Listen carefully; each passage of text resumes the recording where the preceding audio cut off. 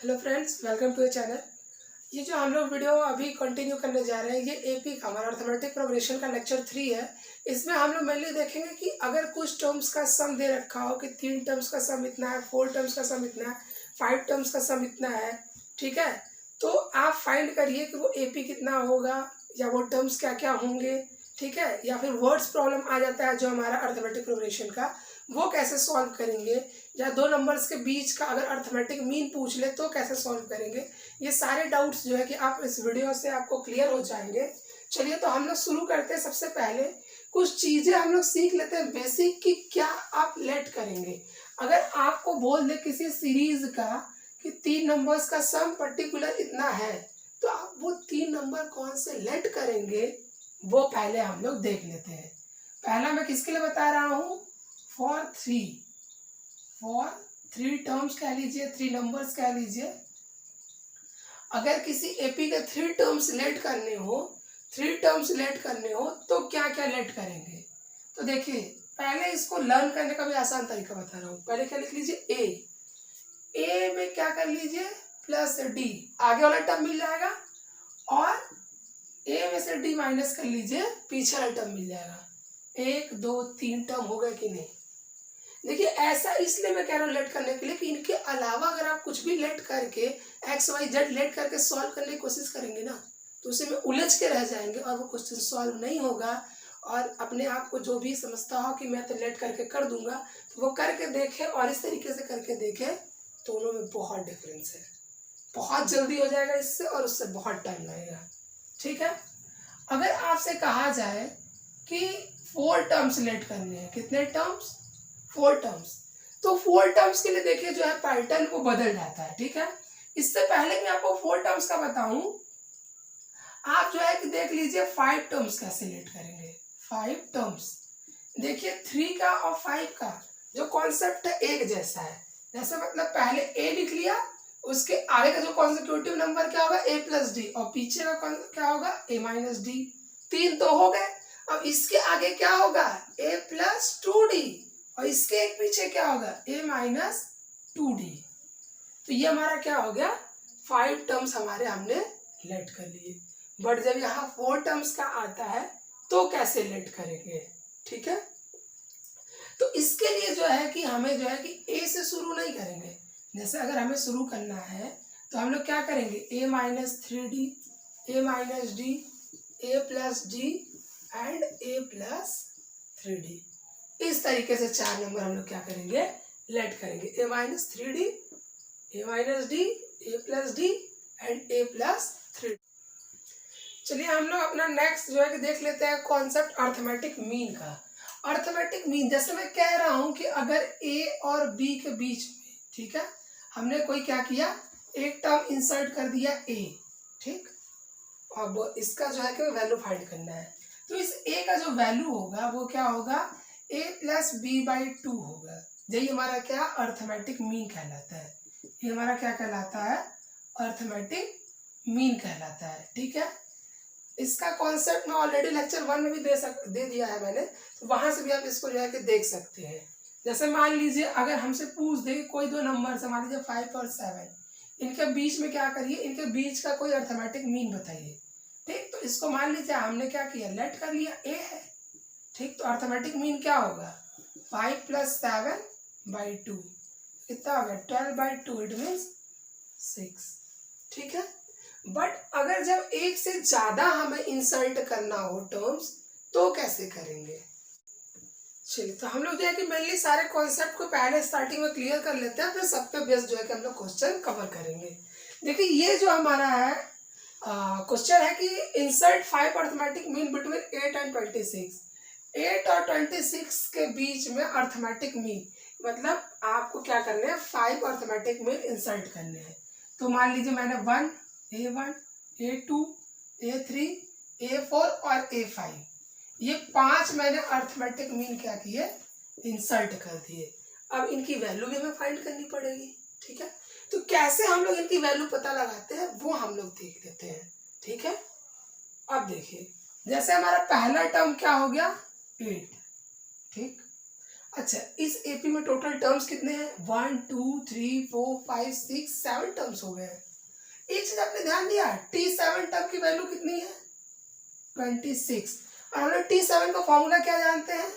A + 6D। ये already मैंने lecture 1 में कवर कर रखा है, जिसको भी कॉन्सेप्ट नहीं समझ में आया कहाँ से रख दिया तो वो जाएगा प्रीवियस लेक्चर 1 देख सकता है, नीचे लिंक है डिस्क्रिप्शन में, वहां से देख सकता है। A की वैल्यू कितनी है? 8। D की वैल्यू पता लगानी है, तो 6D = 26। इधर 8 जाएगा तो क्या हो जाएगा? माइनस। तो 6D की वैल्यू आ गई 26 - 8, इट मीन्स कितनी हो गई? 18। तो D की वैल्यू हमारे निकल के आ गई 6 3 18। D की वैल्यू अगर पता चल गई तो अभी अगर ये A है तो अगला टर्म क्या होता है? A + D। उसका अगला टर्म क्या होता है? A + 2D। उसका अगला टर्म A + 3D। उसका अगला A + 4D। ऐसे करके क्या कर सकते हैं? जैसे ये देखिए, A1 की वैल्यू, A2 की वैल्यू, A3, A4, इसी तरह A5 चाहिए तो A + 5D। अब देखिए, अगर हमें A और D दोनों की वैल्यू पता है तो हम ये पांचों टर्म्स निकाल सकते हैं। जैसे A की जगह 8 रख दिया, D की जगह पे 3, 8 3 11, 8 रख दिया, 3 × 2, तो 8 + 6 14। ये आप देख सकते हैं कॉमन डिफरेंस कितने का है? 3 का है, तो 3 ऐड करते चले जाइए, 11 14 17 20 23। ये देखिए, A1 A2 A3 A4 A5। हमने इस तरीके से क्या किया, चाहे जितने अर्थमेटिक मीन इंसर्ट करके फाइंड कर सकते हैं। चलिए हम लोग देखते हैं कि जो अभी हम लोगों ने लेट करना सीखा था कि अगर 3 नंबर्स लेट करने हो, 4 नंबर, 5 नंबर या ऐसे सो ऑन जितने भी नंबर्स लेट करने हो तो उन पे बेस्ड क्वेश्चन कैसा आता है और कैसे उनको सॉल्व करते हैं। क्वेश्चन है, find 3 numbers in AP whose sum is 24 and whose product is 440।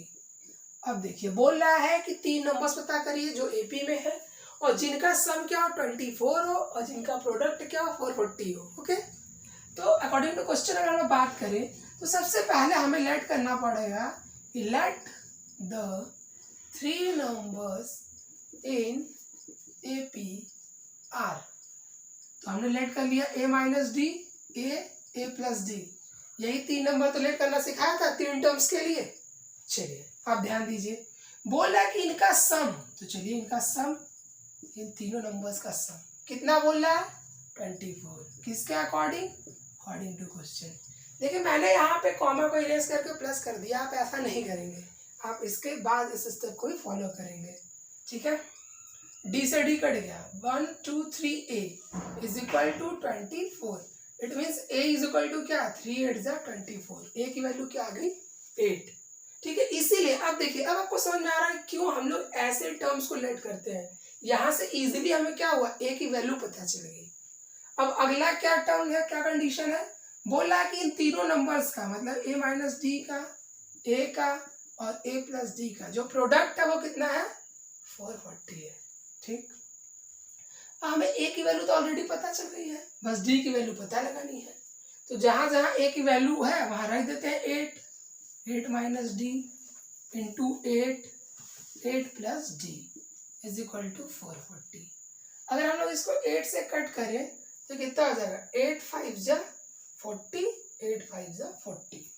अब देखिए, A - B A + B, इसका मतलब हुआ एक ब्रैकेट में A², मतलब 8 का स्क्वायर 64 - D², ठीक है, = 55। अगर इस D को इधर ले जाए, 55 को इधर ले आए तो क्या हो जाएगा? 64 - 55 = D²। 14 - 5 9। ठीक है, अब D² ये कटेगा तो क्या लगेगा? रूट। तो D की वैल्यू क्या निकल के आई? +-3। D की वैल्यू निकल के आई +-3। अब हमने नंबर्स में रख देते हैं।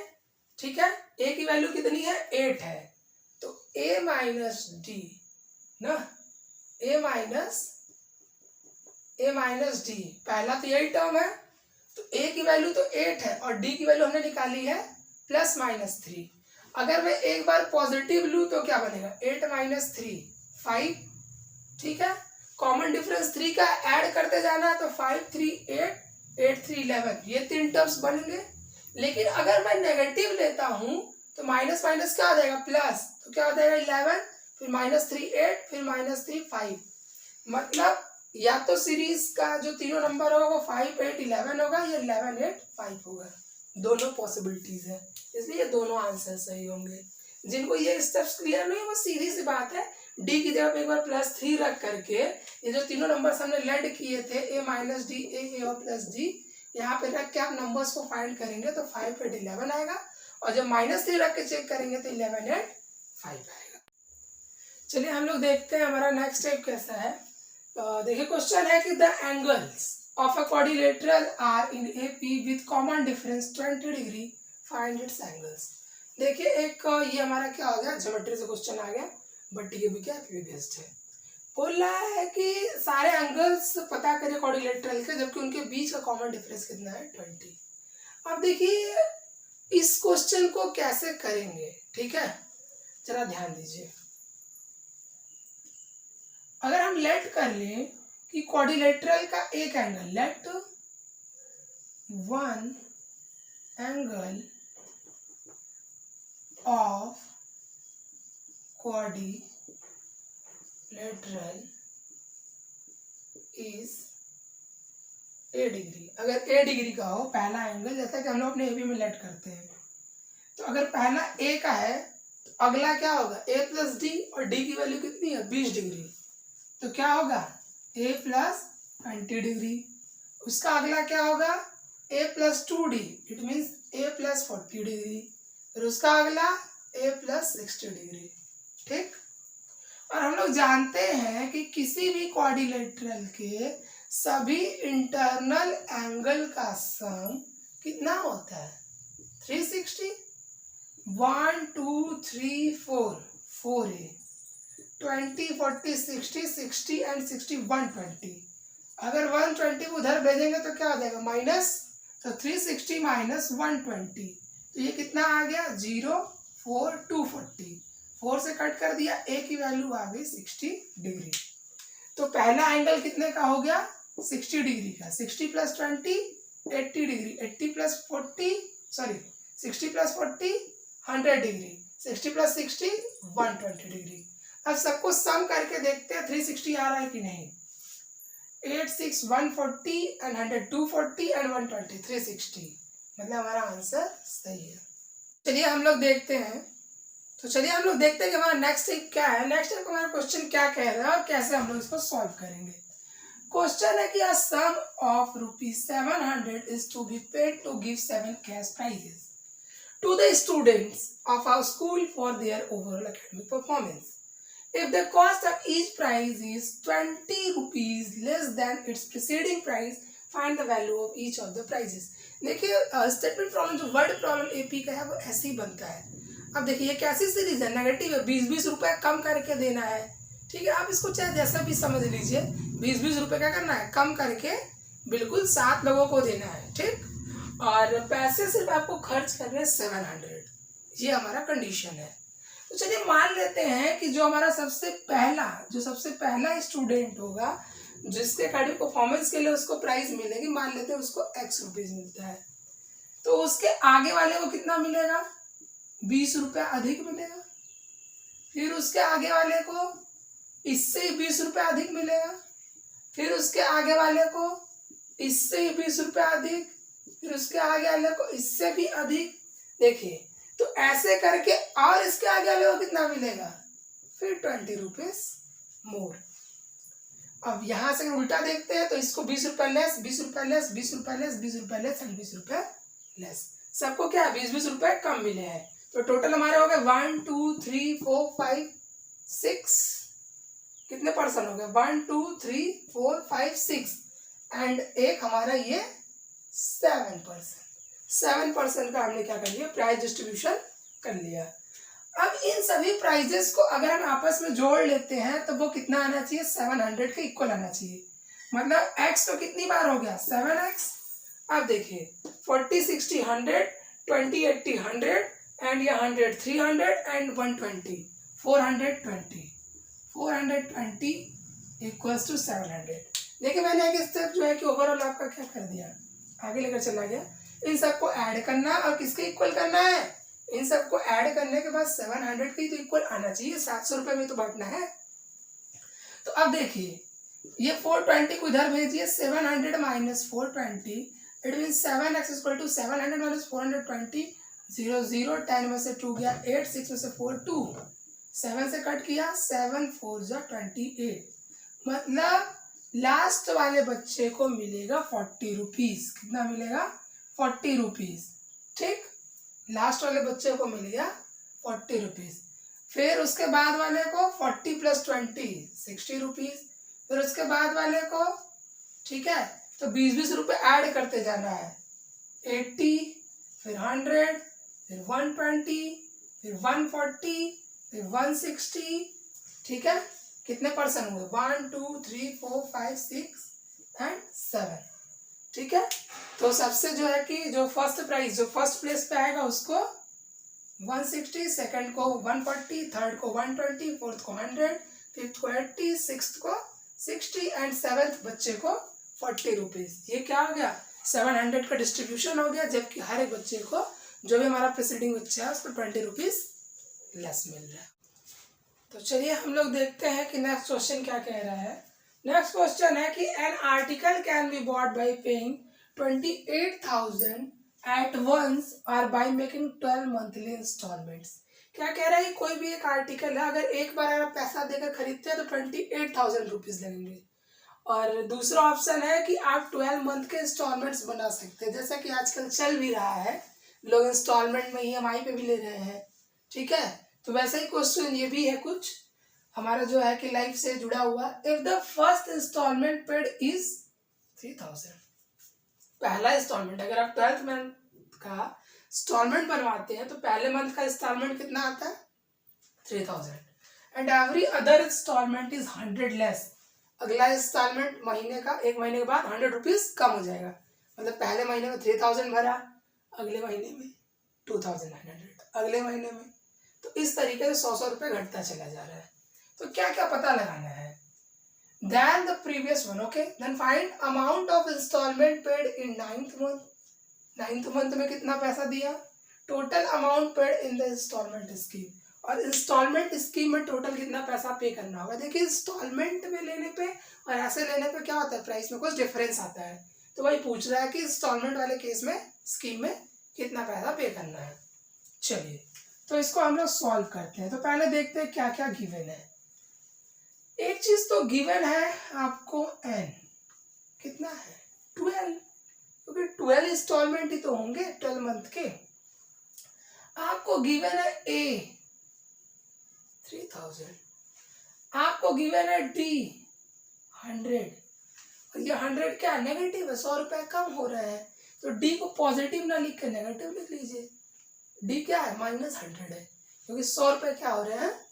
कम हो रहे हैं। ठीक है, इतनी बात क्लियर है। अब बोल रहा है कि हमें चाहिए T9, तो T9 के लिए फॉर्मूला क्या होता है? A प्लस 8D, जैसा कि आपको लेक्चर 1 में बताया गया था। अगर यहाँ 9 है तो यहाँ 8 कर लीजिए। A की वैल्यू कितनी है? 3000, और D की वैल्यू कितनी? मैंने माइनस रखा है, क्योंकि 100 रुपए क्या है? कम हो रहा है, तो D क्या है? नेगेटिव है। 3000 माइनस 800 इज इक्वल टू 2200। ये पे करना होगा 9th मंथ में। अगला क्या क्वेश्चन है? Total amount paid in the instalment scheme, total कितना पैसा पे किया। तो आपको क्या निकालना है? S12, 12 टर्म्स तक का सम। देखिए जब वर्ड प्रॉब्लम आ जाएगा तो सारी चीजों को आपको क्या करना होगा? मर्ज कर देना होगा, सारे कॉन्सेप्ट को लगा देना होगा। S12 फॉर्मूला क्या होता है SN का? जिनको भी याद नहीं मैं यहाँ लिख दे रहा हूँ, n/2 2a plus n-1 into D, यही तो होता है। n का मतलब कितना है? 12, a का मतलब कितना है? 3000, ठीक। n-1 मतलब 12 से 1 कम, तो कितना हुआ? 11, और d मतलब -100, ठीक। ये हो गया, 12 से कट गया 6 बार में, 2 इंटू 3000 6000 हो गया। अब देखिए ये 11 इंटू 100 तो -1100।